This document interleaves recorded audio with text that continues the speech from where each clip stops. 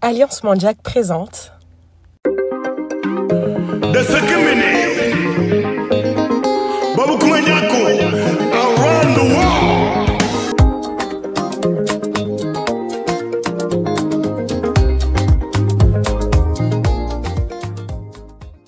Bienvenue sur Manjaaku. Marvin, comment ça va? Je vais très bien, merci. Et toi? Très bien. Ravi. Aujourd'hui, on a une super invitée. Et pas des moindres. C'est vraiment une personne qui a un parcours vraiment très intéressant qu'il faut que les téléspectateurs, c'est ceux qui regarderont l'émission, puissent la connaître parce qu'elle fait des choses quand même assez remarquables. Et ce n'est pas pour rien qu'on l'a choisie, pour qu'elle puisse nous faire l'honneur de sa présence. Exactement. Elle a un parcours exceptionnel. Elle fait énormément de choses. C'est une femme multicasquette, multipotentielle. Elle n'est autre que Sabel Mendy. Bienvenue Sabel. Merci, bonjour. Comment tu vas? Ça va et vous? Très très bien. Très bien. Parfait. On est ravis de t'avoir parmi nous. Je suis ravie d'être là aussi. Alors, et je pense que nos spectateurs vont être également ravis de te découvrir. J'espère, en tout cas, j'espère vraiment. Je vais essayer de ne pas vous décevoir, ou juste un petit peu. Non, jamais. Tu ne vas jamais les décevoir. Je pense qu'ils vont beaucoup apprendre. Alors, comment est-ce que tu te décrirais? La question... la question à 1 million. Exactement. CFA ou dollars, on parle encore en livres sterling? Ça dépend. Alors, je me définis même pas. C'est les autres qui me définissent. Ok. Et les derniers sondages, on va dire ça comme ça, c'est la facilitatrice. Voilà. Celle qui met les gens en relation, qui facilite les connexions, voilà, qui arrive à... c'est pas un don, hein, c'est pas de la magie, mais qui arrive à percevoir les comment dirais-je, les potentiels qui peuvent se mettre ensemble et réaliser de belles choses. Voilà, c'est comme ça que je vais décrire. Intéressant, la facilitatrice. Voilà. Ça lui va bien, non? Très très bien, bien sûr. D'autant plus que si je peux rebondir là-dessus, on a eu l'occasion de se rencontrer dans un événement à Paris et automatiquement, elle a ce côté très sociable où dès l'instant, elle m'a entendu parler justement avec des personnes et elle a su que j'étais Manjaak. Automatiquement, elle est venue, on a échangé, elle m'a dit qu'elle était Manjaak elle aussi. C'est parti dans des discussions, on a commencé à oublier les gens qui avaient autour de nous, limite. Et ce terme-là lui va très bien, la facilitatrice, parce que bon, vous aurez le temps de la découvrir après, puisqu'on a eu le temps d'échanger, elle a mis des choses en place, quelques connexions avec des personnes qui ont vraiment cette volonté justement d'arriver à mettre des projets en place, que ce soit comme ce podcast-là, ou même des projets que ce soit au pays. Et on va lui laisser le temps d'expliquer tout cela, comme on peut dire. Exactement. La facilitatrice. Avant de rentrer plus en profondeur dans le sujet, j'aimerais bien que tu nous dises, selon toi, ta perspective, ta définition du Manjaak. Selon moi, je vais reprendre une phrase qui nous, comment dirais-je, qu'on connaît tous, Manjaak des Kafour. Voilà, je vais reprendre ça pour dire, alors, si on traduit littéralement, le Manjaak n'est pas fou ou ne peut pas être fou. Et au final, en réalité, c'est de dire que comment dirais-je, le Manjaak, il est ancré en lui. C'est-à-dire que le monde a évolué et avec cette évolution, le Manjaak a montré qu'il a cette force d'adaptabilité au monde et il ne rejette pas les choses. Il accepte comment dirais-je, une fois qu'il a accepté, il voit ce qui fonctionne pas et il réadapte sans se dénaturer. Voilà, il garde vraiment toute son intégrité, le Manjaak. On peut dire que sa spiritualité, malgré tout, même si certains d'entre nous sont dans les religions, même si certains d'entre nous croient un peu moins à toutes nos valeurs traditionnelles et nos pratiques traditionnelles. Ils ne les comprennent pas. Ils les comprennent forcément parce que, on vit en Europe, par exemple. On n'a pas, comment dirais-je, l'environnement, il prend un peu trop le dessus face à l'environnement familial, par exemple, et ben malgré tout, ils restent ancrés dans leur spiritualité. C'est-à-dire que le Manjaak reste le Manjaak. Voilà. On peut pas, comment dirais-je, alors au-delà d'une fierté, souvent c'est le mot qui revient, qu'on est super fier, etc., qu'on est assez imbu de notre personne ou arrogante, mais c'est pas du tout ça. C'est l'amour qu'on porte vraiment en nous, intrinsèquement, il est intact. Voilà, il est intact et en toutes circonstances. Et pourtant, on voit bien que la vie, elle n'est pas facile. Ben, malgré tout, le Manjaak, qu'il soit à New York, à Paris, Luxembourg, où qu'il soit, il est Manjaak. C'est-à-dire que là où il s'implante pas comment dirais-je, en oubliant qui il est. Il est vraiment, je vis à New York, ok. À New York, ça se passe comment? Ah, comme ça se passe comme ça, ok. Je vis à Paris, ça se passe comment? Ok. Mais par contre, il reste toujours Manjaak. C'est-à-dire que ses traditions, sa langue, même si c'est vrai que les nouvelles générations, il y en a pas mal qui le parlent de moins en moins pour diverses raisons, mais voilà, il y a des choses qui se mettent en place justement pour redonner goût à la langue. Eh bien, voilà, il est content en fait. Il est content de qui il est et il est content d'être là où il est et construire son écosystème là où il est sans oublier que d'où il vient tout simplement. C'est une magnifique définition. Merci. Le Manjaak est ancré. Je pense que tu as dressé un portrait magnifique sur l'identité Manjaak. Exactement. On peut résumer ça de manière très simple. Le Manjaak, comme on peut dire, peu importe où tu vas, sache que tu as toujours dansé du pied droit. Si tu vois les autres danser du pied gauche, même de la main, fais comme eux. Mais n'oublie pas qu'à la maison, tu danseras toujours du pied droit. C'est ce qu'elle a dit. Et puis, c'est très fort. Et moi, là où, justement, tu parlais de la nouvelle génération. La nouvelle génération, selon toi, qu'est-ce qui fait que y a quand même, on constate de manière très flagrante, pour ne pas dire inquiétant, ce décrochage identitaire. Selon toi, quels sont les paramètres qui peuvent occasionner cela? Alors, c'est selon moi. D'accord, j'ai pas fait d'études là-dessus, je me suis pas penchée sur la question, mais de mon point de vue, si je prends du recul, il y a plusieurs facteurs. Pour ma part, j'ai des enfants et c'est vrai que petits, je leur parlais beaucoup en Manjaak et au fur et à mesure, j'ai laissé place aux langues occidentales, l'anglais, l'espagnol, etc. Donc c'est des langues qu'aujourd'hui ils maîtrisent, mais malgré tout, je continue quand même à leur parler le Manjaak, c'est-à-dire qu'aujourd'hui ils l'entendent bien de l'oreille, donc ils vont comprendre ce qui a été dit, mais par contre, pour le parler, eh bien, ils auront un peu plus de mal, d'accord? Donc, soit ils vont baragouiner, soit, voilà, ils vont essayer, en tout cas, de faire quelque chose ou pas du tout. Pas du tout. Voilà. Et je pense que alors, j'aime pas trop parler de responsabilité parce que ça voudrait dire qu'on rejette la faute sur les uns ou sur les autres, mais c'est vrai que les parents... on est, comment dirais-je, une génération où on ne voulait pas forcément imposer les choses à nos enfants comme nos parents nous ont imposé. Mais en même temps, avec le recul que j'ai aujourd'hui, finalement, imposer les choses, c'est pas une mauvaise chose. Tu vois, d'imposer et de expliquer, de donner une explication à ce pourquoi je fais ça, et c'est là où tout l'intérêt. Et c'est vrai que nos parents, ils avaient plutôt tendance, en tout cas les miens, plutôt tendance à être fermes et être, comment dirais-je, radical dans justement parler la langue, manger les produits de chez nous. Alors quand je dis radical, pour moi, c'est pas un mauvais terme, c'est un très bon terme parce que quand on retourne à sa radicalité, on retourne à sa source. Et la source, c'est là où on se sent le mieux et c'est là où on va pouvoir bien s'abreuver et s'épanouir. Et mes parents, ils étaient comme ça, c'est-à-dire que l'extérieur, tu parles toutes les langues que tu veux, arrivé à la maison, tu laisses tes langues dehors et c'est que le Manjaak à la maison. Et c'est comme ça que j'ai appris à parler Manjaak. Et cette force-là, parce que c'est une force, j'ai pas, j'ai pas poursuivi ces efforts-là avec mes enfants.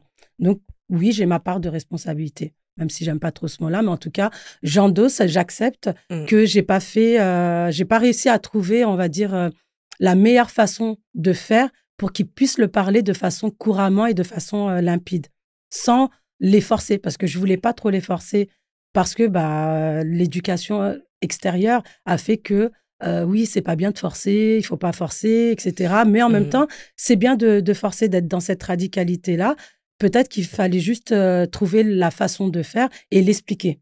Un peu de pédagogie. Voilà, un peu de pédagogie. Exactement. Peut-être que j'ai pas été à la hauteur de ça. Je pense que c'est un des facteurs qui pourrait expliquer pourquoi la nouvelle génération, elle ne parle pas le manjac couramment. Ça, tout commence à la maison. Ensuite, il y a les facteurs aussi extérieurs. Voilà. L'environnement qui vont se créer, l'écosystème qui se crée à l'extérieur, eh ben, ils sont pour beaucoup. Aujourd'hui, je vois les mots en arabe qu'on emploie dans notre quotidien, qui font même partie du dictionnaire d'ailleurs. Eh ben, c'est devenu un quotidien pour nos enfants. Et pourtant, ils auraient pu prendre des mots de chez nous pour en faire leur quotidien à eux, mais on ne l'a pas fait. Parce que, eh ben, voilà, le phénomène groupe à l'extérieur, puisqu'ils se construisent beaucoup à l'extérieur, nos enfants, eh ben, a pris le dessus sur ce que nous, les parents, ou les grands frères, grandes sœurs, les oncles, les tantes, ils peuvent apporter à l'enfant. Voilà. Après, il y a d'autres facteurs, hein, mais ce que je voudrais exposer aujourd'hui, c'est ces deux facteurs-là. Sont les principaux. Je pense que ce que tu disais tout à l'heure par rapport à la nuance, c'est extrêmement important. Soit d'être dans la radicalité, soit d'être dans tout le laisser-faire. Je pense que c'est important de trouver un mix des deux et surtout d'apporter de la pédagogie. Et c'est vrai que pour répondre aussi à ta question, Marvin, on est dans un entre-deux où on a la culture manjac, mais on a également la culture occidentale dans laquelle on baigne, etc.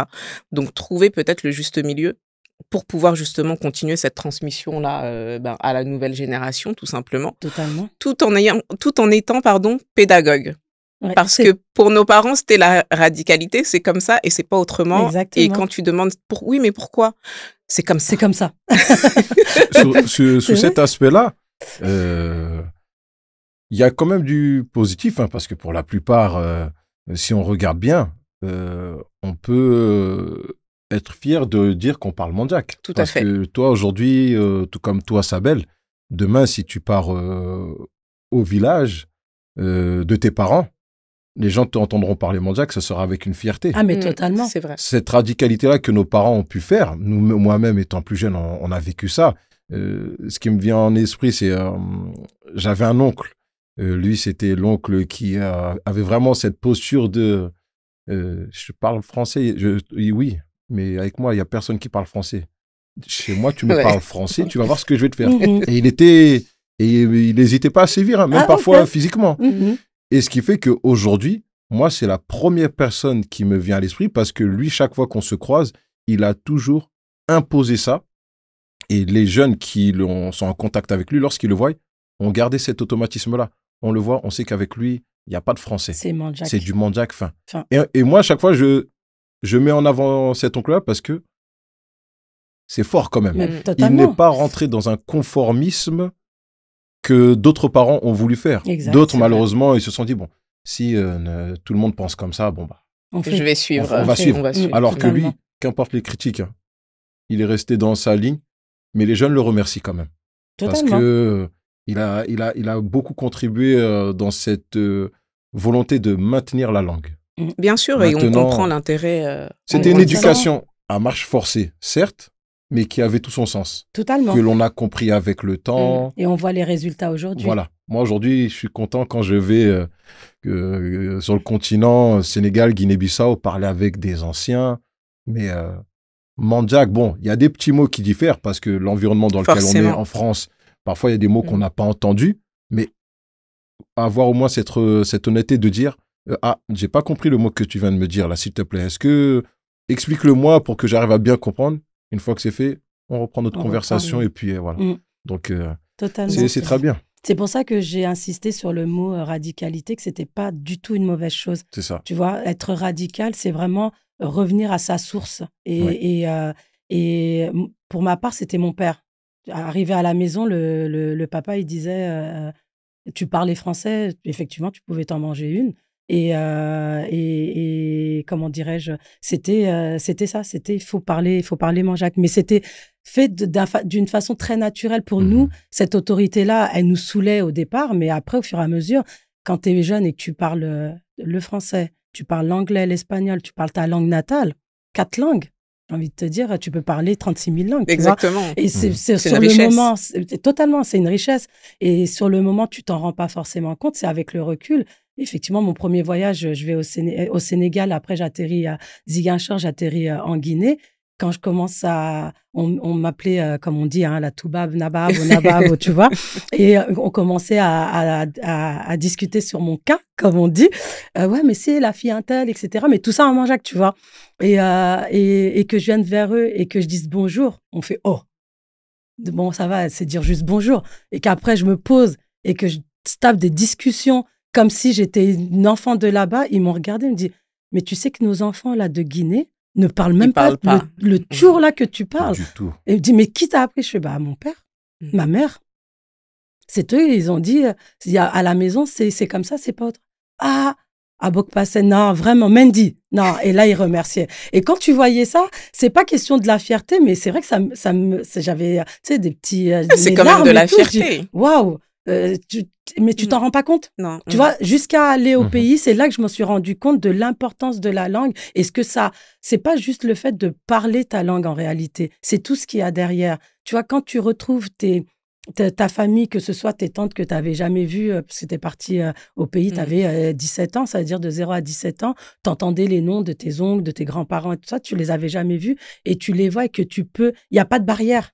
Ça veut dire que tout était fluide et l'histoire, tu la vivais, mais vraiment pleinement et c'est ça qui est riche. Exactement. Tu vois, dans une langue, c'est pas juste le fait de dire que je sais parler ma langue, c'est vraiment mon identité. Et mon identité que je partage avec une multitude de personnes. Et là, tu te dis, ah ouais, lourd. Exactement. Non, franchement, lourd. Mais c'est super important ce que tu viens de dire, le fait de partager une identité avec quelqu'un. Parce qu'ici, en fait, on est dans un environnement qui est super divers. Donc, on va avoir des personnes qui viennent de partout dans le monde. Et finalement, on va se retrouver peu avec des personnes qui parlent la même langue, qui viennent du même endroit, etc. Donc, et à plus forte raison, donc pour les Mandjaks qui n'ont pas vécu, et moi c'est mon cas, qui n'ont pas vécu dans un environnement où il y avait beaucoup de Mandjaks. Donc, le fait de pouvoir te rattacher à ton identité, à ta culture, mais c'est extraordinaire en fait. Mais totalement. C'est extraordinaire tant sur ce que tu peux ressentir. Et le sentiment, il est vraiment puissant. Ça veut dire que tu en as même tu vois, des frissons sur la peau et tout, et tu te dis, ah ouais, en fait, tu te rendais même pas compte que quelque part, ton être avait un manque de quelque chose. Voilà. Et quand tu te retrouves effectivement au pays à partager, ne serait-ce que le petit riz blanc avec les huîtres séchées, le gombo, le plat, on pourrait dire que c'est un plat du pauvre, mais rien que de partager ça et de dire, ah ouais, en fait, c'est ça la source, et que tu le partages et que tu le manges avec ta famille, des enfants que tu connais même pas, tu vois, qu'ils soient cousins ou pas, et tu dis, ah, tu connais ça? Et t'es là, ouais, mais ça, c'est ça, Ubanto, et ça, machin, et mais comment toi, tu connais? Et pour eux, tu vois, t'es en France, t'es à des années-lumière. Aujourd'hui, on n'aurait plus trop ce discours-là avec les réseaux sociaux. Voilà, exactement, réseaux sociaux, etc. Mais il faut vraiment se projeter et dire le travail que nos parents, ils ont fait, il faut vraiment pas le négliger. Mais quand je dis vraiment pas, c'est-à-dire que il faut être fier de qui nous sommes. Tu vois, il n'y a pas de honte, peu importe ce qu'on peut dire sur les Mandjaks ou pas dire, ou sur le noir en général, puisqu'on aime bien nous identifier par la couleur de notre peau. Même s'il y a des tas de nuances, là on est trois, on a 3 nuances différentes, tu vois. Exactement. Mais pourtant on va tous nous mettre dans le même sac et dire noir. Ah ok, vas-y, ouais. Et c'est de dire, tu vois, tout cet attachement que tu as, tu dis ah ouais, ok, je vois c'est quoi l'importance de la langue et l'importance de pouvoir le partager avec d'autres. C'est là que tu vois la puissance que tu as et la puissance que nous sommes. Mais totalement. Et là, c'est que de l'amour, tu vois. Et à partir du moment où tu as ça, c'est quoi? Toutes les épreuves de la vie, tu les affrontes, mais tu es tranquille. Mais vraiment, c'est pas je sais pas, je me la raconte ou quoi que ce soit. C'est vraiment ça. C'est quand tu comprends ça et tu le vis vraiment et que c'est comme si tu étais en paix avec toi. Tu vois, on en revient à l'ancrage auquel tu faisais référence tout à l'heure. Totalement. Là, on revient vraiment à l'identité, à son essence et à son essence profonde. Et quand tu as ça, je peux te dire, en réalité, tu manques de rien. Même si tu as des manques matériels, etc., d'argent, de ce que tu veux, mais en vérité, tu as un manque de rien. Vraiment, tu es vraiment apaisé. Et ça, c'est une force parce que ça te permet vraiment de pouvoir avancer. C'est pour ça que je dis n'importe où tu es, de pouvoir avancer dans n'importe quel environnement. Un environnement où tu t'étais venu, tu as dit, ah, attends, moi, j'ai envie d'aller découvrir tel pays, j'ai envie de voir ce qui se passe là-bas. Tu viens avec ton sac et avec toute ta manjac attitude et tu es là. Les gens, tu sais quoi? Ils vont avoir un autre regard vers toi et surtout une autre attitude. C'est ça, parce que tu as une posture différente. Tu as une posture qui est différente. On vous a dit, portez votre manjac attitude. Exactement, tu imposes le respect. Mais parce totalement. En fait, pour compléter ce que tu disais, lorsque tu vas quelque part et que l'humain analyse très vite les gens. Il va voir que tu n'as pas d'assurance, que tu as une certaine timidité dans ton comportement. Si tu veux automatiquement ressembler à celui avec qui tu parles, qui n'a rien à voir avec ton identité, le degré de respect, comme tu dis, va pas être le même, puisque la personne va dire « tu es fausse ». Parce que qu'est-ce que tu vas m'apporter? Or que si tu es ancré dans ton identité, comme tu l'expliques, que tu porte cette fierté, que ce soit au niveau de la langue, au niveau du prénom, au niveau culinaire, le degré de respect change parce que la personne, là, tu vas lui apporter quelque chose. Il va se poser des questions. Mais en fait, vous êtes qui? Tu viens d'où? C'est comment dans ton pays?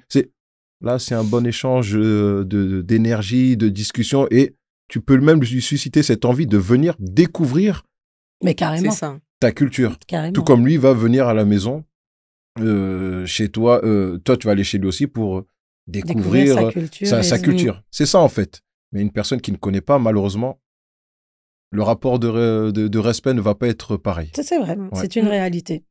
Exactement. C'est une réalité. On va revenir à ton ancrage à toi, à ta source. Ouais. On te définit comme une facilitatrice, tu connectes les gens. Et tu as cette capacité, justement, tu parlais d'énergie à l'instant, peut-être de jauger les énergies des uns et des autres et de voir ce qui va matcher ou pas. D'où est-ce que ça te vient? Bonne question. On me l'a déjà demandé, d'ailleurs, c'était toi sur... oui. Voilà. Et la première, d'ailleurs. Et je vais te répondre la même chose que la dernière fois. Je pense que c'est de mon père, vraiment. Quand on dit que l'enfant mime l'adulte, c'est une réalité. Aujourd'hui, je peux le dire. Mais avant, je ne mettais pas les mots là-dessus. Et tu n'en avais pas forcément conscience. Et je n'avais pas conscience de ça. Tu vois, j'y allais, je faisais les choses. Et je les faisais, mais sans... Il n'y avait pas de calcul, tu vois. Tout était fluide. Ce qui est encore le cas, tu vois, aujourd'hui. Mais aujourd'hui, comme tu m'avais posé la question il y a quelques mois, je peux dire que c'est ça. C'est mon père. C'est lui... Partout où il allait, j'étais son pied, mon pied. Et pourtant, c'était dans les milieux professionnels, etc. Et c'était son métier. Mais moi, je ne savais pas qu'est-ce que c'était son métier. Il allait à des rendez-vous, il allait voir des chefs d'entreprise, etc., des salariés. Il arrangeait des situations et tout. Moi, j'étais assise dans un coin, on me donnait quelques petites choses à manger, à boire, une petite grenadine, un petit jus et tout. Et puis, mais petite, moi, c'était un amusement et j'aimais bien parce que je sortais avec mon père et je sortais de la maison. Donc, c'était génial, tu vois, c'était la sortie. Mais je ne savais pas que ça allait avoir un impact, en fait, sur ma personne. Toujours. Ouais, toujours. L'impact que ça a eu aujourd'hui, quel est le rôle que tu occupes maintenant, de par l'expérience que tu as su tirer de l'éducation de ton père? Aujourd'hui, où est-ce que tu en es? Est-ce que tu mets ça à disposition de chacun? Est-ce que tu le mets en pratique de manière, on va dire, dans une institution? C'est quoi? Quelle est ta posture aujourd'hui? Ma posture aujourd'hui, elle est comme celle d'hier. C'est-à-dire, ça a commencé dans le tissu familial. Okay. Pourtant, je ne suis pas l'aînée. Tu vois, je suis, on va dire, au milieu. Et tout gravite autour de moi. En tout cas, pas mal de choses. D'accord? Et justement, quand je dis quand tout gravite, c'est vraiment ce lien que je fais entre mes frères et sœurs, entre les mamans, etc. Parce qu'on a perdu notre père un peu trop tôt, malheureusement. Mais ce lien-là, c'était... je me posais pas la question pour moi. Voilà, il fallait faire et je faisais. Et aujourd'hui, c'est toujours pareil. Sauf qu'aujourd'hui, effectivement, je le cadre. C'est-à-dire que jusqu'à présent, je mettais les gens en relation, mais pour moi, c'était... pas comme un devoir, mais voilà, il fallait que je le fasse, c'était façon naturelle, etc. Et on ne m'avait jamais pointé du doigt cette chose-là, on va dire, je vais dire ça comme ça. Et au fur et à mesure qu'on me pointait du doigt, je dis, mais toi, t'es... Alors, il y a deux critiques. Il y a une qui est un peu moins bonne, mais que je trouve bonne aussi. C'est pour ça que je dirais pas qu'il y a une mauvaise et une bonne critique. Toutes les deux sont bonnes. Il y a ceux qui se disent, ouais, t'es trop partout, arrête, pose-toi, tu vas dans n'importe quel sens, il y a rien qui se concrétise, blablabla. Bla, bla, et ça te démotive, tu vois. Faites exprès ou pas, hein, tu vois. Et moi, ça me démotive pas. Je dis, ok, peut-être il a pas encore compris là où je vais. Et pour moi, ça a un sens. Il y a une logique, toi, dans tout ce que je fais. Et il y a ceux qui disent, purée, ouais, tu fais plein de choses et tout. On te voit, t'es partout, genre on te voit partout. Bon, après, on me voit pas forcément partout, mais en tout cas, ouais, tu fais beaucoup de choses, etc. Et quand, par exemple, je vois des cousins ou des personnes qui sont pas cousins, mais qui sont manjaques et que je traîne dans les milieux manjaques et je vois, tu fais ça et tout, ok, machin et tout. Et pour moi, c'est un réflexe automatique. La richesse que tu as entre les mains, elle doit pas rester que entre tes mains. Tu vois, si toi, peut-être que tu la partages avec quelques-uns, et ben pour moi, c'est logique qu'il faut que c'est comme un fil conducteur. Tu vois, le fil conducteur, il a commencé quelque part, je sais pas d'où. Moi, je dis mon père, ça a commencé peut-être avec quelqu'un d'autre et ainsi de suite. Et ben c'est la continuité, tu vois.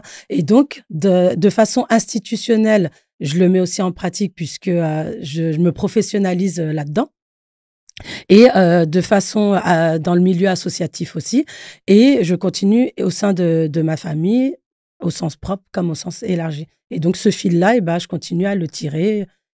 C'est un élastique pour l'instant. Voilà, il n'a pas vu... Bien solide. Bien solide, il n'a pas craqué, il s'est pas fissuré, il tient bon et il y a du monde qui passe. Il y en a qui viennent, qui repartent. Et pour moi, les personnes qu'on rencontre dans notre vie, je pars toujours du principe qu'il n'y a pas de hasard. Et si je peux être le tremplin de quelqu'un ou le tremplin d'une idée, je suis OK avec ça. Moi, ça ne me pose pas du tout de problème parce que il y en a peut-être que, je ne sais pas si c'est l'ego ou autre, ça leur posera de problème de dire « Purée, voilà, elle m'a utilisé pour faire son truc et tout, machin. Elle a fait son truc, elle prend son envol. Aujourd'hui, j'existe plus, je suis personne pour elle. Elle me tague pas, elle fait pas référence, etc. » Moi, ça me pose pas du tout de problème là-dessus. J'ai été un tremplin. T'as réussi à faire, à avoir un envol, à trouver ta voie, etc. grâce à moi. Tant mieux. Et je dis merci, j'ai accompli ma mission. Tranquille. Je pense qu'il y a une de tes activités qui, entre autres, parce que tu l'as dit, on l'a dit, tu fais énormément de choses, donc parfois certaines personnes ne peuvent pas forcément comprendre le lien, mais je pense qu'on va peut-être dénouer la chose, donc vous comprendrez peut-être aujourd'hui, enfin. Le mystère est résolu. Je voulais l'entendre dire. Voilà. Elle était en périphérie, elle voulait pas rentrer dans le. C'est ça. Vous êtes là pour ça? Donc, ah oui, évidemment. Donc, tu es présidente de l'association du village de Tchour. C'est ça. En France. Donc, je vais bien le reformuler pour que vous compreniez. Donc, Sabel est présidente de l'association du village de Tchour ici en France. Donc, dans toute la France. Je sais pas si toi, tu as déjà vu ça. Moi, c'est la première fois, en tout cas, c'est la première présidente d'un village que je vois, femme. Exactement. Peut-être qu'il y en a d'autres. Ouais, comme je disais. C'est très rare. Mais en tout cas, tu es la première qu'on rencontre.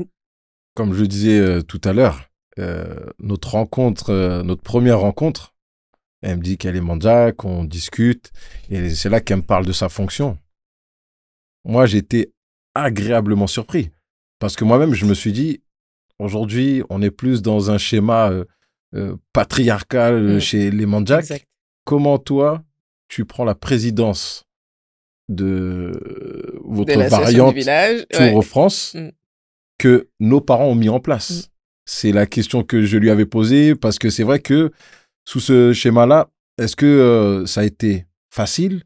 Est-ce que tu as rencontré des difficultés? Est-ce que les parents les parents manjak ont vraiment observé en toi cette position de elle a les épaules pour. Elle fait partie de la nouvelle génération, donnons-leur les clés et on les accompagne pour pouvoir mettre encore plus haut le travail que nous avons mis. C'est exactement ça. C'est la question que je voulais savoir. T'as donné la question, la réponse est dans la question, comme on dit. Okay. C'est exactement ça. Je l'ai pas choisi, vraiment. Si tu préfères, il y a depuis 2019, il y a un mouvement qui s'est créé avec des manjacs, donc Tchour, d'Angleterre, entre autres, des États-Unis, Portugal, et ça a commencé par des discussions. De discussion en discussion, ils ont créé donc un groupe WhatsApp pour essayer de ramifier, en fait, faire prendre part à l'engouement qui est en train de se mettre en place, tous les Tchours, où qu'ils soient. C'est-à-dire qu'il n'y ait plus de frontières. Donc, il y a le groupe WhatsApp qui s'est créé. Du groupe WhatsApp, chacun en parlait autour de lui. Donc, du coup, ce groupe WhatsApp-là, on peut retrouver des gens vraiment de partout. Voilà. Alors, quand on dit que le manjac est vraiment partout, c'est là qu'on s'en rend vraiment bien compte, parce qu'on était obligé même de créer 2 groupes WhatsApp tellement qu'il y avait du monde et que les gens adhéraient au concept. Il faut savoir qu'il existe pas mal d'associations manjac en France et à l'international, et il y en a pas mal de Tchour aussi. Mais chaque association a son objectif, d'accord? Donc, il y a une association qui s'occupe plutôt de tout ce qui est funérailles, pour les gens qui veulent se faire enterrer au pays, etc. Pour aider les familles aussi ici, les accompagner lors des décès des proches. Il y a des associations de jeunes Tchour aussi qui œuvrent plutôt pour tout ce qui est éducation scolaire, etc. Et ainsi de suite. Et il y a plein d'associations comme ça, Tchour. Et l'idée, c'était que ces associations-là ne travaillent plus chacune de leur côté et de créer vraiment ce qu'on va appeler une fédération des Tchour. C'est-à-dire que chacun va continuer à œuvrer pour son association, d'accord? Mais on va unifier tout ça. Et on va donner, pour être plus fort juridiquement, pour être plus fort au niveau d'un statut global général, pour plus que chacun œuvre dans son coin, en catimini, mais vraiment avoir une force de frappe, en fait. Et donc, 2019, il y a tout ça qui se met en place, le groupe WhatsApp qui se met en place, 2 groupes WhatsApp qui se mettent en place, des gens qui viennent de partout, même du Luxembourg, de pays d'Afrique où on ne pensait pas qu'il y avait des manjacs là-bas, etc. Et c'est ma mère, en fait, un jour, je vais lui rendre visite, et elle est là en train de discuter sur WhatsApp et tout, puis je la vois, elle arrive même à faire des copies-coller, des partages et tout. Je dis, mais depuis quand tu sais gérer WhatsApp comme ça? Elle m'a étonnée. Jamais sous-estimer les mamans. Jamais sous-estimer les mamans. Même aujourd'hui sur TikTok, là, je les vois. Même moi, je gère pas TikTok comme ça. Non. Attention. Et donc, elle me dit, mais tu connais pas Plan Cabature et tout? Je dis, non, c'est quoi? Et donc, c'est là qu'elle m'en parle. Elle dit, tu vois, regarde là, on est plusieurs et on parle de notre culture et on s'apprend tous les jours, voilà, sur quelles sont nos cultures. Undimaoun, c'est quoi? Qu'est-ce qu'on fait, comment dirais-je, lors des funérailles, par exemple? Ça a une grosse importance dans la communauté manjac. Qu'est-ce qu'on fait quand on célèbre des événements, mariage, etc., par exemple. Les mots qu'on emploie en tchour, en manjac en général, mais plus particulièrement en tchour, est-ce qu'ils viennent vraiment du manjac? Parce qu'il y a pas mal de mots aussi qui sont mélangés avec du wolof, par exemple, ou du français qu'on a bidouillé parce que le mot, on n'a trouvé pas l'équivalent en manjac. Et donc, j'ai trouvé ça très intéressant de l'histoire. Et puis, il lançait aussi des thématiques sur l'éducation, des thématiques sur la santé, sur l'économie. C'est quoi l'économie des Tchour en France ou des Tchour dans chaque pays où nous sommes, et même à Tchour même. Qu'est-ce qui est mis en place? Et au final, on s'est rendu compte qu'il y avait pas mal de manquements. Et donc, chaque lundi, il y avait une thématique qui était lancée et chacun donnait ses idées sur la thématique en question. Il y a des personnes qui faisaient ce travail d'écouter, et c'est un sacré travail d'écouter des vocaux qui durent des fois... Un quart d'heure. Voilà. On vous aime, mais pitié. Ouais, franchement, des fois... Diviser un peu. Et des fois, c'est redondant. Donc, mais bon, en tout cas, il y a une équipe entre le Sénégal, le Portugal et l'Angleterre où ils écoutaient les audios, et ils faisaient une synthèse de ça. Donc, on travaillait sur la thématique pendant 2 semaines. De ces thématiques-là, il est né que maintenant, il faut se structurer. Jusqu'à présent, c'était qu'un groupe WhatsApp. là, la structure, c'est, il va falloir créer des associations. Il va falloir vous créer une identité là où vous êtes, que vous soyez reconnu moralement. Et donc, chacun a joué le jeu. Ça a été plus difficile sur certains endroits. Mais voilà, on a déposé des statuts. En général, quasiment tout le monde a choisi le statut d'association. Donc, il y a des associations Planca Bachour au Portugal et dans différents pays, en France, etc. Et je vais revenir un tout petit peu en arrière parce que quand il y a eu cette demande de création, de dire il faut qu'on structure, il ne faut plus qu'on soit dans la transmission orale. Il faut vraiment que les choses soient actées. Il faut qu'on laisse des écrits et les écrits, comment dirais-je, que ce soit bien structuré. De là, il y a eu l'idée de faire un grand rassemblement, un congrès qui a eu lieu en 2022 où, venez, on va tous se retrouver, tous les gens qui sont dans le panel, donc dans le groupe WhatsApp, dans les 2 groupes WhatsApp à l'époque, on va tous se retrouver. Au départ, on voulait tous se retrouver à Tchour, mais pour des raisons techniques, de commodité, etc., ça n'a pas pu se faire là-bas. Donc, le premier congrès a eu lieu en Gambie. D'accord. On va tous se retrouver là-bas. Ah ouais, pourquoi pas, premier congrès et tout. Et donc, voilà, on essaye de se cotiser. Il faut se cotiser pour les t-shirts, pour les locations, pour faire à manger sur place, etc. Et il y a eu donc ce congrès-là.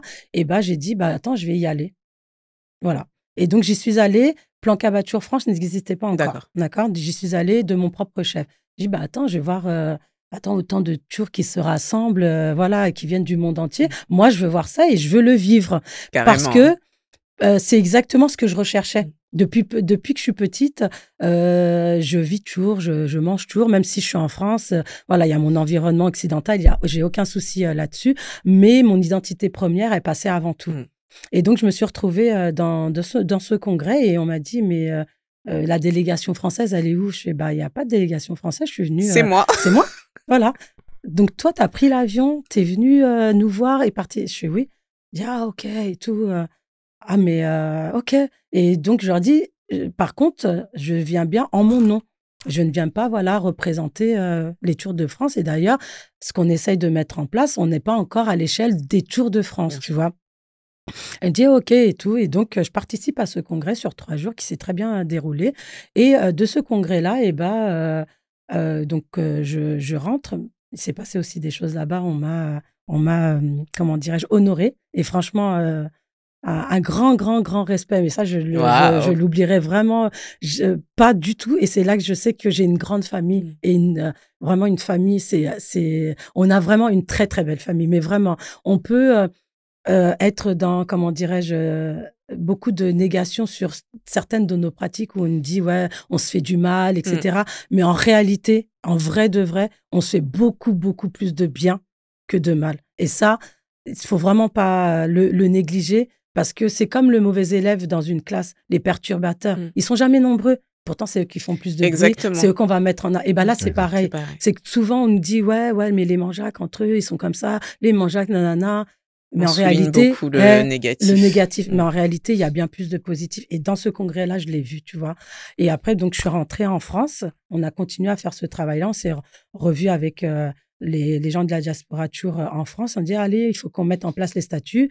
Donc, on a rédigé des statuts. On les a soumis à une personne juridique, un avocat, pour qu'il nous les relise. Voilà, il y a eu des va-et-vient jusqu'à qu'on a pondu les statuts. Et donc, on a créé l'association. Et quand on a créé l'association, il fallait... un président, un secrétaire, etc. Il dit, c'est toi.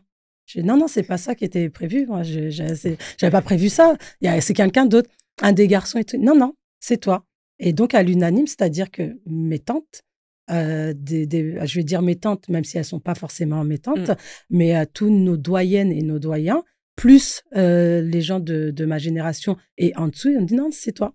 Et donc, du coup, je me suis retrouvée présidente de Planca Bachour comme ça. Donc, double honneur au congrès. Au congrès. Et quand je suis entrée ici... élu, à l'unanimité. Et c'est vraiment une grande fierté. C'est-à-dire que au départ, je faisais ce qu'on appelle un peu de la fausse humilité. J'étais humble, mais je n'étais pas humble dans le sens... c'était plus un peu de la honte, en fait, de la pudeur. J'ai dit, mais non... est-ce que je suis légitime? Voilà, Je suis ce qui? problème Le de sentiment légitimité. Tu vois? Le syndrome de l'imposteur. on J'irais peut dire. même pas jusque-là parce Non? que j'y ai même pas pensé. Moi, Ok. c'était pas vraiment le syndrome de l'imposteur, c'était vraiment de dire, mais il y a d'autres personnes Il y qui a ont plus fait légitime que bah moi oui, qui ont pour fait du occuper travail ce... avant moi. Mm. Moi, qu'est-ce que j'ai fait? Je suis venue, je me suis intéressée à un groupe. J'ai dit à ma mère, bah vas-y, rentre-moi dans le groupe. On m'a rentré, on m'a dit, ah, c'est la fille d'un tel et tout. On m'a accueilli, mais laisse tomber. Mm. Tu vois, ce qu'on déteste voir quand les politiciens arrivent dans un pays d'Afrique et que là, On les adule. tambour, machin et tout. Et ben là, c'était ça, sauf que c'était moi. Je dis, mais franchement, c'est comme ça qu'on doit faire.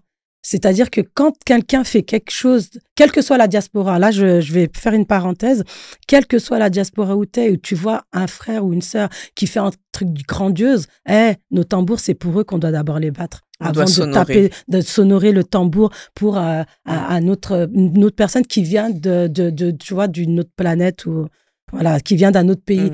On doit s'honorer nous d'abord. C'est nous d'abord avant Exactement. tout. Et c'est pas de l'arrogance. C'est pas du mépris de l'autre. C'est pas parce que je m'honore que forcément je vais mépriser l'autre. On n'est pas du tout dans ça. C'est vraiment d'honorer parce que c'est ce qui doit être fait. Et c'est ça qui va donner de la puissance. C'est ça qui va donner un taux vibratoire. Et c'est quelque chose de pas négligeable. Il faut vraiment, vraiment pas négliger ça. Parce que ça, il y a des effets boomerang. Et comme j'aime bien dire, il y a un effet boule de neige. C'est-à-dire que toi, tu as fait quelque chose, tu as fait une petite boule de neige, tu pousses, la boule de neige, elle grandit, mais avec d'autres, tu peux pas la pousser toute seule, cette boule de neige, pour faire un gros truc. Il y aura forcément, et ben c'est ça, l'effet de boule de neige ou l'effet boomerang, ça va me revenir, mais ça va revenir à d'autres autour. Arrêtons de nous tirer une balle dans le pied, tu vois. Et donc, quand j'ai vu ça, et que quand je suis arrivée en France, on m'a honorée comme ça, mais c'est ce qui m'offre. Tu sais quoi, j'ai pas envie de blesser, j'ai pas envie de fauter, j'ai pas envie. Tu sais, j'y pense même pas. Pour moi, c'est une grande fierté. Mais ce qui m'offre, c'est un cadeau. Il y a pas de monnaie. Tu vois, il y a rien qui peut payer ce cadeau-là qu'ils m'ont fait et qui aujourd'hui encore, il y a eu un nouveau changement de bureau. Ils m'ont dit non, c'est bon, on la garde. Tu vois. Non, mais il y a d'autres personnes. Non, c'est bon, on peut pas savoir. Bah parce que finalement, t'es arrivé là un peu par hasard, parce que tu t'intéressais justement à ton identité, à ta communauté, et c'est ton naturel finalement, et ton leadership, et ta facilité d'être une facilitatrice, pour le coup, qui fait que, et finalement, bah si on t'a sélectionné et si on t'a permis de rester là encore et qu'on t'honore encore et encore, je pense que c'est pas juste pour la gloire, mais c'est aussi parce que il y a des actions. Tout à fait. Il y a des actions que tu mènes, et donc je pense qu'il y en a une très grosse là qui arrive, à laquelle tu vas prendre part. Si je peux me le permettre, déjà, c'est un très grand respect pour ce que tu viens de nous expliquer, parce que j'ignorais cette partie-là de toi qui a pris son sac à dos. On peut dire que tu es parti à l'inconnu, même si tu avais déjà effectué des voyages sur le continent, mais sous cet angle-là, pour un but bien précis, en l'occurrence un congrès. C'était la première. Rares sont les jeunes, hormis, on va dire, un événement dans lequel parfois ils peuvent se sentir, on va dire, obligés, que ce soit pour un décès ou un moment de joie, que ce soit mariage ou qu'importe. Là, toi, tu es parti à un événement de ton plein gré, pour aller à la rencontre des tiens, surtout comme tu as dit, vous étiez rassemblés, où tout le monde va parler la même langue. Ouais, là, il n'y a pas de français, il n'y a pas d'anglais, il n'y a pas de wolof, c'est vraiment, on va que parler la même langue. Et tes parents ont fait un très gros travail, puisque s'ils ne t'avaient pas parlé la langue, je ne pense pas que tu aurais c'est pas que je serais allée, parti comme ça. Je pense pas, certainement. Là, au on final, sait ça, on ne sait pas. Tu te retrouves là-bas avec des personnes, tu n'as pas besoin d'interprète. Pas besoin. Tu parles toi-même, tu te présentes.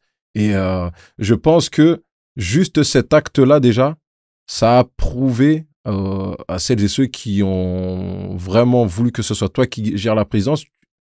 C'est rare de voir ça. Ils se sont dit, non, c'est rare. Ah, mais pour moi, j'étais même étonnée. Ah, oui. J'imaginais même pas. Pour moi, on a fait une première réunion et on nous a dit, bon, les anciens nous ont dit, les jeunes là, il y a ce travail-là à faire, et il est important et il faut que vous le fassiez et tout. Ok, on n'était pas beaucoup, hein, tu vois. Et il y en a qui ont dit non, nous, on n'est pas d'accord, etc., machin. C'est très bien. Moi, je trouve que c'est très bien quand voilà, les idées elles se confrontent comme ça parce que du coup, on va aller à une idée commune, tu vois, et on va défendre une idée commune. Parce que si on est tous sur la même voie et on se caresse le dos, ouais, ok, ouais, c'est bien, finalement, qu'est-ce qui va en sortir de fort et de puissant? Tu vois, voilà. Le fait de confronter justement ces idées, de dire je suis pas très d'accord avec ce que tu dis, ou il y en a qui sont fermes, hein. Il y en a aujourd'hui, même le plan K, aujourd'hui, mais non, c'est n'importe quoi.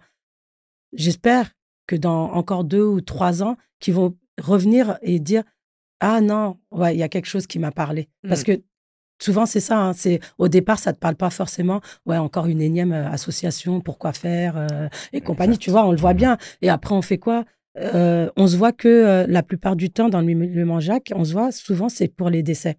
Oui. Malheureusement, l'occidentalisation des choses a fait qu'on se marie de moins en moins. Voilà. On fait plus les rituels de baptême, de naissance, tu vois, de nos enfants. Donc, du coup, là où on ne déroge pas à la règle, c'est le décès.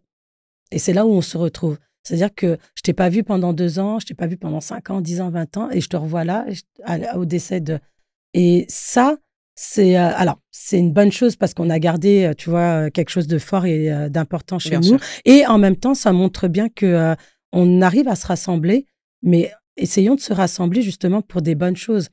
Pas que pour faire la fête ou une soirée ou autre, mais ça a son but aussi, hein, c'est nécessaire, Bien tu sûr. vois. Je néglige pas du tout. Mais il faut qu'on se rassemble pour justement valoriser, tu vois, notre savoir-être et notre savoir-faire, qui soit en lien avec la culture Manjac ou pas. Juste le fait que tu es Manjac et tu fais des choses, on doit te mettre en lumière. Et nous, on a cette qualité et défaut en même temps, c'est qu'on aime bien rester en arrière, dans l'ombre. On fait nos choses et nos choses comme si c'était, je sais pas, le plus grand, tu sais, un truc mystique, il faut pas dévoiler et tout. Exactement. Et il faut que ça Les reste grands dans secrets. les grands secrets. Les grands secrets doivent rester dans l'ombre. Non, on sait ce qui doit rester dans l'ombre. Mhm. Ce qui reste dans l'ombre, c'est de toute façon ce que tu ne maîtrises pas. Ça restera dans l'ombre. Par contre, certains disent c'est de la fausse humilité ou autre, mais je pense qu'il y a aussi un peu de gêne, un peu de honte, tu vois, de se mettre en valeur, parce que pour moi, en tout cas, c'était une histoire de légitimité, ni plus ni moins. C'est-à-dire que pour moi, c'était pas le syndrome de l'imposteur, c'est vraiment, il y a d'autres femmes qui ont fait du travail avant moi, il y a d'autres hommes qui ont fait du travail avant moi, pour eux, c'est eux qui doivent être... Mais non, même ces personnes-là qui ont fait des choses avant moi, c'est eux-mêmes qui m'ont dit non, c'est toi qui dois y aller. Ils ont senti quelque chose voilà. que eux-mêmes n'avaient pas, ouais. au moment où ils voulaient prendre ce rôle-là. Et il y a quelque chose que tu as dit quand même qui a attiré mon attention. Tu as dit qu'importe les initiatives de chacun, si un Manjac fait quelque chose, on doit le soutenir. Je me trompe pas, tu as dit ça. C'est ça. Tu englobes toutes les initiatives ou tu mets quelques nuances sur le fait que, bon, il y en a quand même, parfois, ils sont un peu là, on va dire, je sais pas si tu as remarqué, on est dans une période où le Manjac est à la mode, on peut dire, où on peut se dire, ah, c'est un Manjac, faut le soutenir. Moi, j'ai mon ressenti, je suis un peu mal à l'aise avec ce sentiment-là, parce que ça nous permet pas aussi de, on va dire, prendre le temps de regarder et surtout soutenir, c'est bien, mais soutenons les personnes qui sont vraiment dans une démarche sincère, qui ont pour but de valoriser. Parce que parfois, il y en a, ils sont plus là par opportunisme qu'autre chose. C'est ce que j'ai pu un peu constater. Je ne sais pas si tu partages mon avis là-dessus. Oui, alors moi, je ne l'ai pas beaucoup vu, mais j'espère que ça va le micro. Je bouge beaucoup, en fait. Je ne l'ai pas beaucoup vécu, on va dire. Par contre, tu n'es pas la première personne à le dire. D'accord. Par rapport à ça, j'ai envie de te dire, il faut soutenir toutes les initiatives. Pourquoi? Même celles qui paraissent moins bonnes. Parce qu'en réalité, il n'y a pas de mauvaise initiative. Non, je n'ai pas dit moins bonne. C'est juste que... C'est pas par rapport à ce que tu viens de dire toi, mais je parle pour la généralité. Parce que souvent, c'est ce qu'on dit. On dit, ouais, non, mais lui, il n'est pas dans la bonne voie, etc. Et c'est un opportuniste. Bah, ok, il est opportuniste et... Ouais, mais il est opportuniste et... Tout le monde ne peut pas être dans une cause. Exactement. Tu vois, tout le monde ne peut pas être dans des grandes études. C'est une vérité. Voilà. Mais à partir du moment où tu dis t'es Manjac, eh ben, pour moi, tu dois soutenir. Après, je vais pas aller dans des extrêmes où il y a des trucs que tu dois vraiment pas soutenir. Voilà. Au-delà du cadre Au-delà moral. du cadre moral, on va dire. C'est ça que je voilà, voulais, voilà. Au-delà du cadre du cadre moral. Mais quand bien même, alors ça fera l'objet peut-être d'un autre sujet, parce qu'on sait très bien que toutes les, on va prendre l'exemple des États-Unis, les Afro-descendants aux États-Unis, quand tu regardes Atlanta, comment ça s'est construit avec tout le monde. C'est-à-dire que même ceux qui étaient dans l'illicite, ils avaient leur part. Et c'est grâce à eux que les choses ont pu se faire. Tu vois ce que je veux te dire? Et que ces gens-là qui étaient dans l'illicite, aujourd'hui, il y en a qui sont plus là, il y en a qui sont rangés, tu vois. Et la communauté, elle a sa puissance. C'est en ça que c'est qu'il faut bien analyser les choses en réalité. Je dis pas qu'il faut faire de l'illicite, je suis pas en train de faire de la propagande de quoi que ce soit. Ce que je veux dire, c'est que tu auras des opportunistes et tant mieux. Parce que ces opportunistes-là, c'est comme une niche. En réalité, ça veut dire que toi-même, dans cette opportunité-là, tu vas pouvoir trouver quelque chose où ça va te redonner quelque chose. Même si au départ, tu le vois pas forcément d'un bon œil et tu dis, non, nous, parce qu'en plus, on est comme ça, nous, les manjacs. C'est-à-dire que quand tu fais quelque chose, l'initiative que tu mets en place, il faut qu'il y ait du sens derrière. Et il faut qu'il y ait, tu vois, beaucoup de morale. On est beaucoup dans ça. Et celui qui est opportuniste, il vient juste pour faire son buzz ou chercher son argent. Vas-y, pourquoi pas? Donc, en fait, ce que tu expliques, c'est qu'il faut qu'on regarde au-delà du côté opportuniste, entre guillemets, de la personne et qu'on puisse regarder finalement l'intérêt commun. En fait, il faut regarder dans la globalité. Exactement. Parce qu'aujourd'hui, celui qui est opportuniste, tu sais pas comment les choses vont évoluer, ni pour lui. Et ce qu'il a mis en place, ça, c'est possible que ça ait des bonnes répercussions, tu vois, pour la communauté. Et c'est en ça que c'est pas négligeable. Et comme on est là tous en train d'apprendre et de se soutenir, eh bien, les répercussions, tu les vois pas aujourd'hui. Tu vois, aujourd'hui, tu vas voir un opportuniste, tu vas lui dire non, vas-y, celui-là, non, on va pas le soutenir. Pourquoi tu veux pas le soutenir? Mais parce que c'est un opportuniste, il veut faire que son buzz, etc. OK, maintenant, essaye de voir d'un autre point de vue. Et essayons de voir la chose d'un autre angle et dire, OK, son opportuniste, là, opportunité ou voilà, en tout cas, ce qu'il est en train de mettre en place, il n'y a pas quelque chose qui peut qui peut nourrir la communauté et que toi, tu deviennes justement l'opportuniste de cette opportunité-là pour pouvoir justement construire quelque chose de plus grand. J'aime bien l'image. Qu'est-ce que tu penses de la réponse, Marvin? Il y a beaucoup à dire là-dessus. Il y a beaucoup à dire. J'aurais bien aimé qu'on développe un peu Sabel, plus. elle nous a fait une masterclass là. Mais non, on est pris par le temps. Tu sais, je vais mettre en parallèle avec... Il y a une phrase qu'on dit souvent chez les manjacs, c'est qu'après, on la retrouve... au début, je pensais que c'était un truc qui était à nous et tout. Mais on la retrouve chez les Maliens, chez beaucoup. Mais on va dire comme ça à nous, tu vois, parce que nous, on le met bien en avant, ça. C'est que Bokaïhe, on revient toujours. Et en vérité, tu reviens toujours à la source. Quoi qu'il arrive, quoi que tu fasses, tu reviens toujours. Tu vois, on est là, on est dans un perpétuel voyage. C'est pas grave, tu vois. Et c'est ça, en fait. Et le fait de matérialiser ça verbalement et dans ta langue natale, tu crées une bonne pensée qui va avoir une répercussion. Tu vas pas l'avoir maintenant, ça se trouve, même tu vas partir, tu vas pas l'avoir. Par contre, tu vas l'avoir sur les autres générations. Tu vois, il y a quelque chose qui a été semé. Tu sais pas pourquoi il a mis cette graine-là. Ouais, bah non, mais lui, c'était un fou. Lui, c'était un opportuniste. Tu reviens des années après, tu dis, t'as vu l'opportuniste, là finalement, il était pas... Bah oui, parce que peut-être que nous, on n'était pas prêts de voir l'angle qu'il nous proposait, mais que d'autres générations, on voit cet angle-là aujourd'hui. Et ça se remarque de toute façon. Quand on regarde...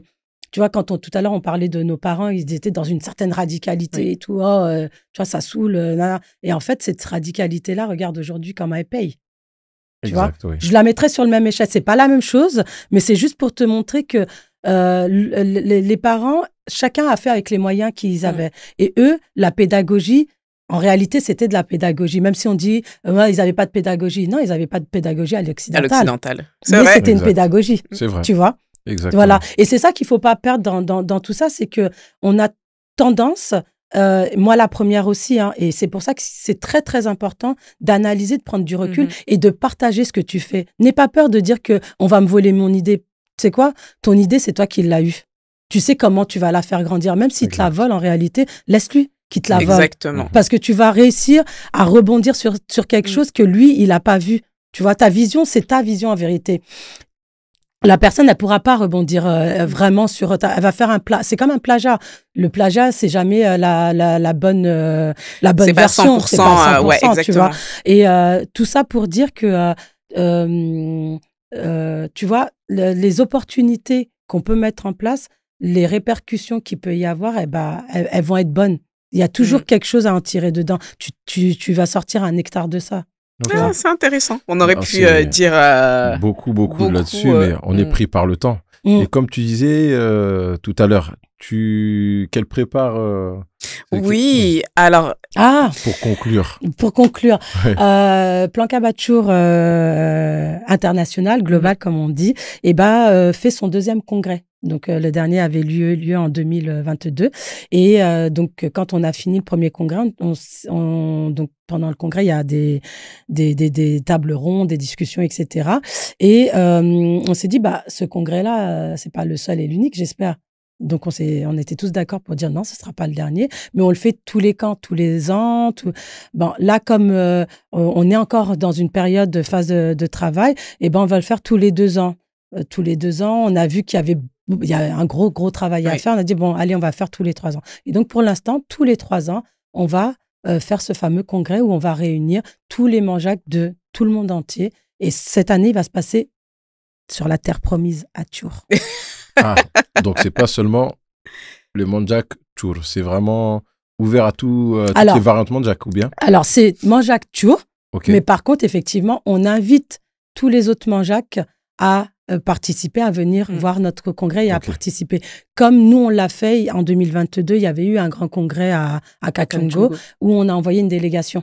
J'ai eu l'occasion de... Voilà, exact. Pour dire, voilà, on est là, voilà ce qu'on fait. Tu vois, et ce qu'on fait, on le fait pas que sous notre regard. Tu vois, tout à l'heure, j'étais en train de me perdre un peu dans les mots parce que parfois on a une vision un peu trop occidentale.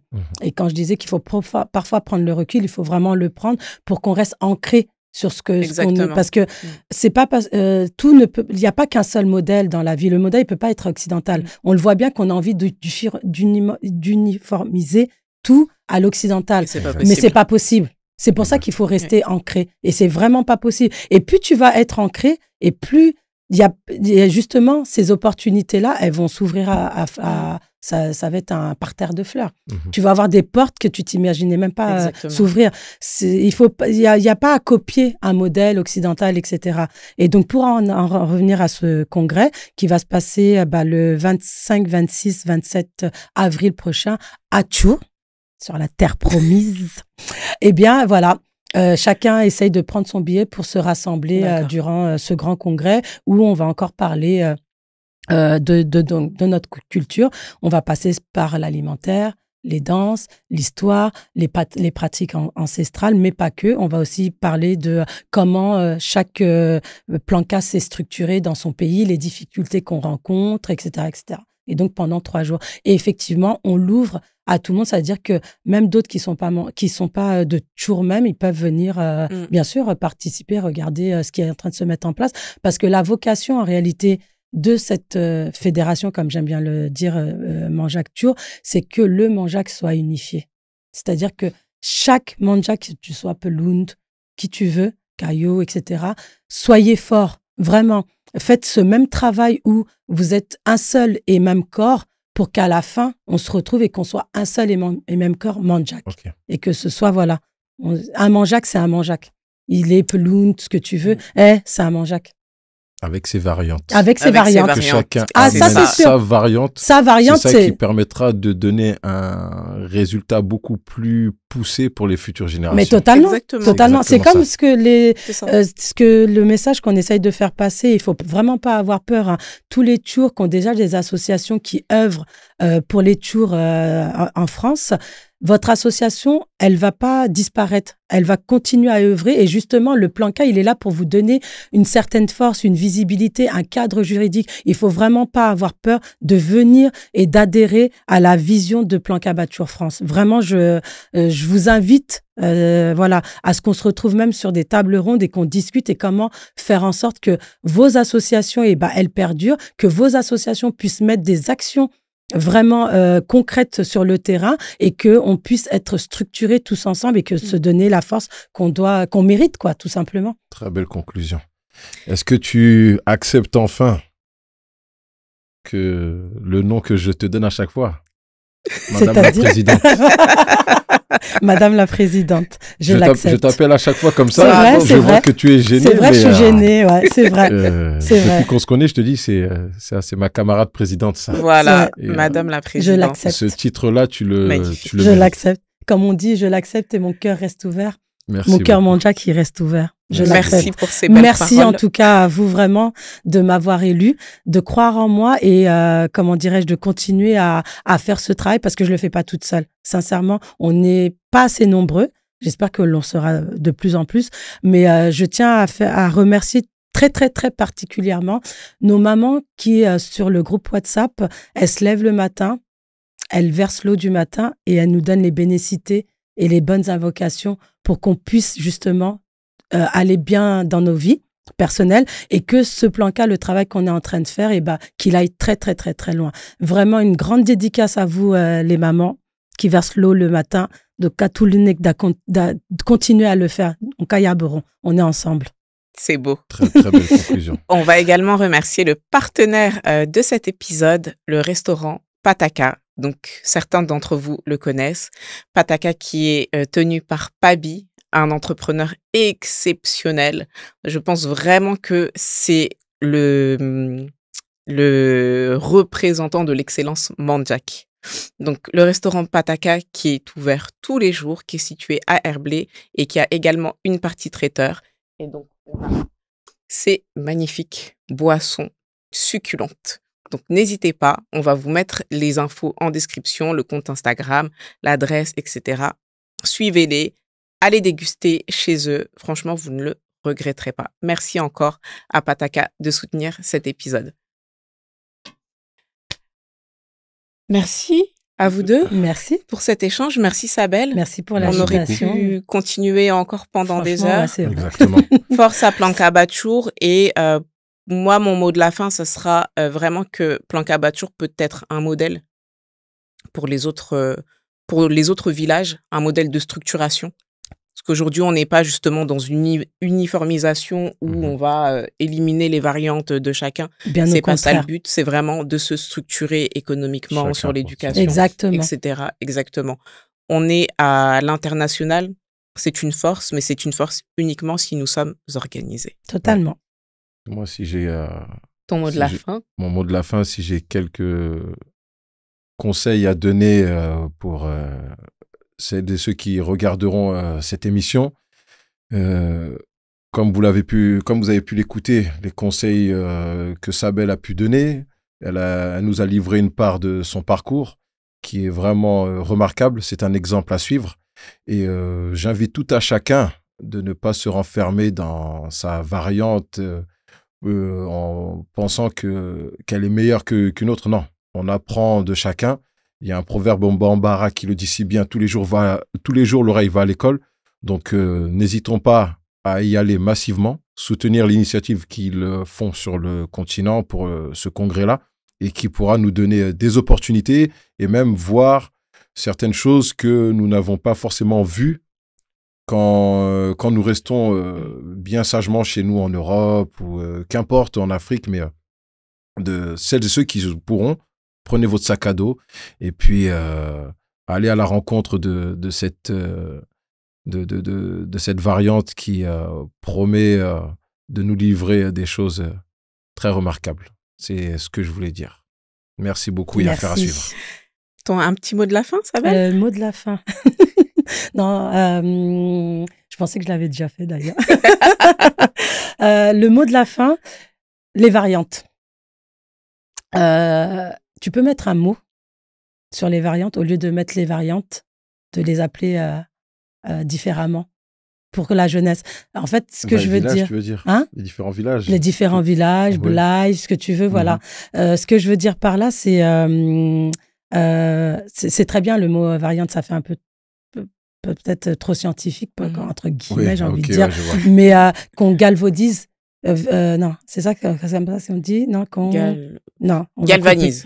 Non, on va couper. Qu'on rend plus accessible les mots parce que nous, on aime bien très intellectualiser les choses. Ah oui. Voilà, les rendre plus accessibles. Pourquoi? Oui, pour la jeunesse. Exact. En fait, vraiment, je regarde du côté des Tours, les associations qu'on a, il y a beaucoup de grands et d'anciens, tu vois.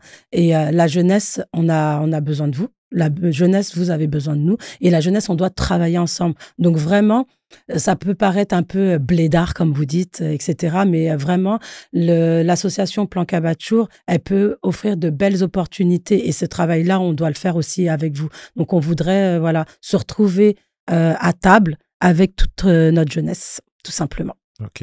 Merci beaucoup. Merci.